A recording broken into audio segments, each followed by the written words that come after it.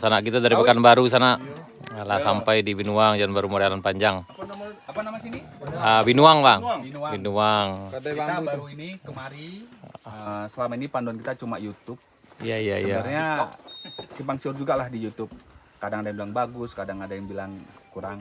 Kita udah jalani sendiri. Tadi yang di sana, kalau jalan aspalnya cantik sih, bagus lah untuk konten atau apapun bisa lah jalan. Tapi itu masuk jalan batu-batu harus safety. Apalagi ini motor manja nih. Iya. Kita pakai NMAX, ada Burman, Suzuki, ada PCX, ini motor manja, motor jalan raya. Iya. Kalau yang nggak niat, nggak usah datang. Ini harus betul niat atau ada keperluan lah. Nah ini katanya nanti ke depan ini jalannya ekstrim lagi. Oh ya, Ekstrim. ini di kayu dua, Bang. Iya. Nah ini kita foto hati-hati. Kalau dilihat dari sini view-nya Cantik ya. Atau itu ada laut ya, laut. Nah, laut juga sudah nampak dari sini, luar biasa. Nanti kalau Berapa sudah jauh jadi lagi lah. Bang dari sini?